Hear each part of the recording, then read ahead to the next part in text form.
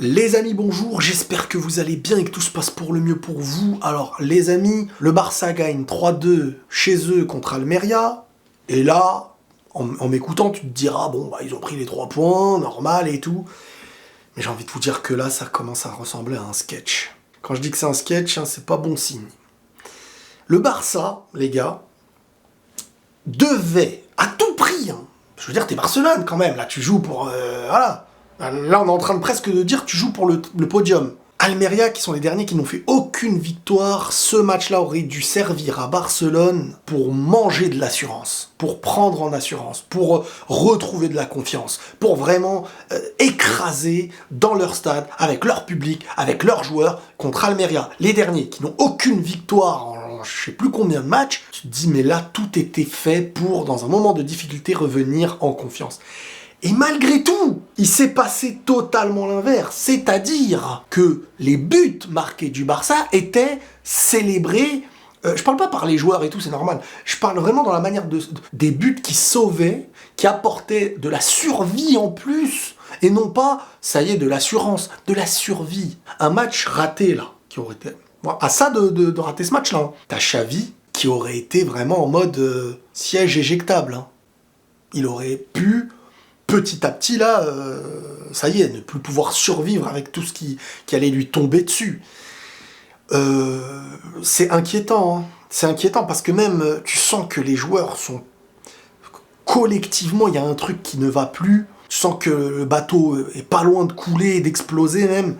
Et franchement, pour le supporter du Barça, ça fait peur. Déjà, quand tu regardes les buts, le premier but que t'encaisses, Araujo qui n'est pas à l'aise avec sa première touche de balle défensive depuis un bon moment. En ce moment, Araujo, il est en train de montrer un visage de manque de confiance. Lui qui instaure habituellement la peur sur les attaquants, les mecs offensifs, le physique, la supériorité athlétique, etc.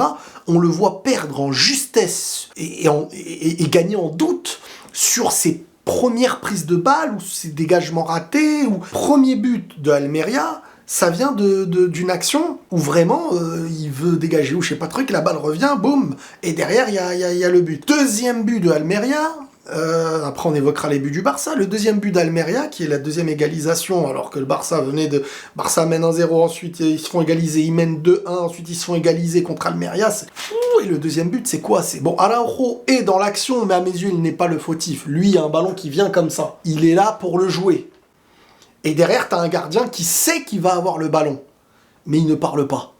Donc forcément, il se cogne avec son défenseur, le ballon retombe, et boum, derrière, but le gars qui avait très bien anticipé. Attention Barcelone, ça se joue pas à grand-chose. Je veux dire, la faute de Christensen en première mi-temps, là, à 0-0, si je me trompe pas, t'es pas loin d'un plus que jaune, hein, à ce moment-là.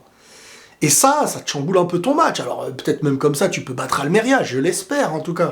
Mais ça peut chambouler ton match, un truc comme ça. Barcelone n'a pas le droit d'avoir autant de doutes face au dernier qui n'a aucune victoire quant à ces joueurs-là dans ton équipe en étant dans ton stade et en jouant pour gagner la Liga dans ton esprit normalement. Là, il y a ce ressenti. Et moi, je voyais un peu sur les réseaux. Dès qu'il y avait un but, c'était... purée... Parce que les gens ont peur, là, en ce moment, côté Barcelone. Ils se disent que le bateau est à 2 doigts de...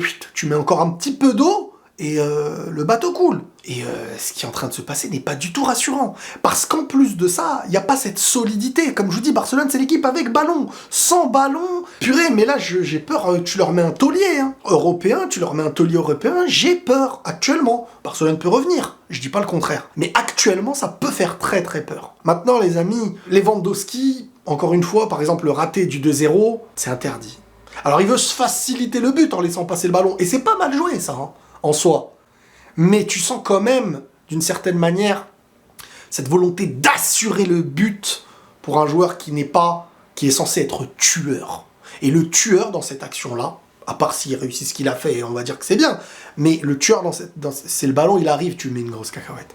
Première touche de balle, boum. Parce que la laisser passer, c'est pas bête, t'as perturbé le défenseur, mais tu t'es enfermé dans un angle où le gardien ne savait que c'était le seul endroit où il fallait plonger. Et Lewandowski ne marque pas dans ce match-là, sa confiance est basse, mais je trouve que En remise, il est hyper intéressant. Je trouve qu'en remise, bien sûr, les gens vont se dire « il a pas marqué et tout », mais dans ce match-là, il a des choses qui peuvent avoir un aspect positif. On n'est pas sur un Lewandowski qui est naze du match, qui n'a rien fait. C'est un Lewandowski qui n'a pas tué et qui a besoin de confiance avec les stats, mais je trouve que dans les remises, avec des joueurs qui tournent bien autour de lui, eh ben, il est là sur ça, et c'est pour ça que c'est un joueur maintenant qui devrait réfléchir à être « t'es dans la zone, frérot, et tu joues, en remise ou en finition. » Et que t'arrêtes un peu le cinéma de vouloir un peu trop en faire parfois. L'entrée de Ferran Torres, elle fait extrêmement du bien, mais on est obligé de parler de Sergi Roberto, qui a pris son rôle de capitaine vraiment au sérieux, et qui a sauvé les troupes, hein, j'ai envie de vous dire, les gars. Avec une finition et une confiance, il a levé les épaules, et il a fini digne d'un numéro 9 quand fallait finir. Hein. Il a pas douté, il a 2 doigts du triplé, homme du match à mes yeux, j'ai même pas besoin de savoir qui ils ont mis, c'est lui. Après, t'as Rafinha qui marque son premier but, sur un ballon contré, qui revient devant ses pieds.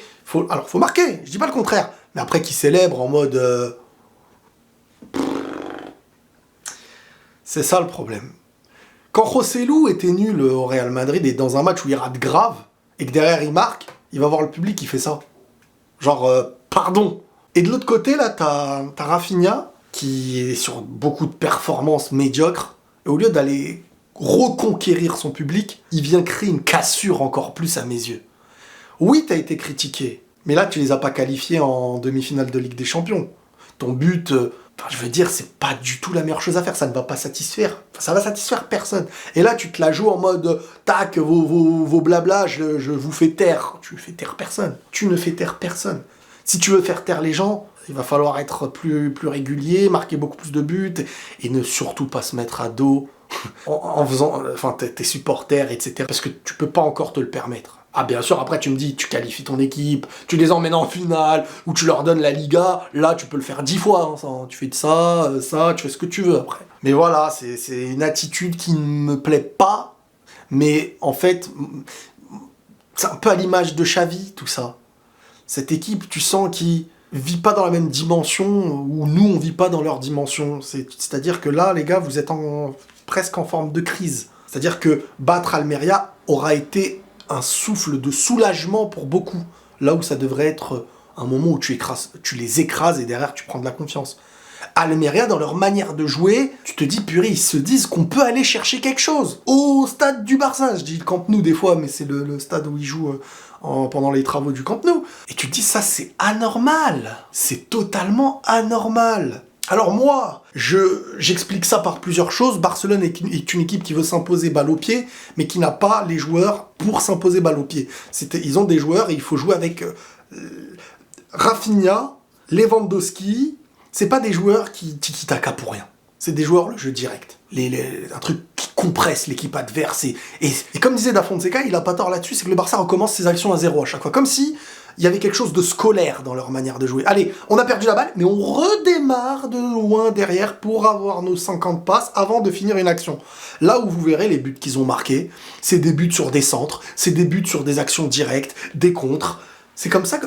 C'est quand la dernière fois que le Barça, sur une action construite, vraiment avec une défense en place, tu vois, ils ont tué l'équipe et... j'ai pas le souvenir. Sur ce match-là, Almeria était vraiment en difficulté sur le jeu aérien, et il faut exploiter ça. Et voilà, corner, ils ont exploité. Le jeu direct, parfois, ça favorise aussi des joueurs comme Lewandowski, Rafinha, des joueurs qui ont besoin d'espace. Et moins tu joues vite, moins t'as d'espace. Donc plus tu joues lentement, plus tu cherches un tiki-taka, moins t'as d'espace pour des joueurs qui en ont besoin.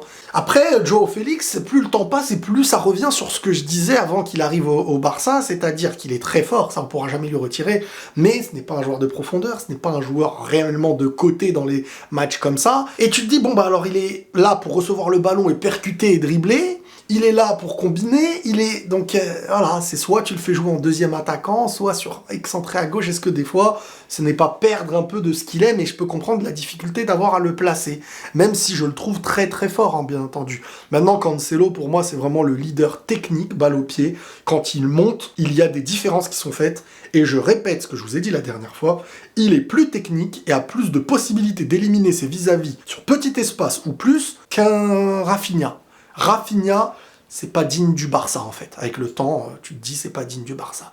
Barcelone est une équipe qui veut la possession. Barcelone est une équipe qui veut le ballon, mais le problème c'est qu'à un moment donné, t'as trop de milieux centraux. Et ça cherche que la même chose. Là où quand tu n'as plus le ballon, ces milieux centraux ne sont plus du tout dans leur élément et qui apporte cet impact physique à l'adversaire pour aller récupérer, bah il faut attendre d'arriver assez bas dans la défense du Barça pour trouver ces joueurs-là.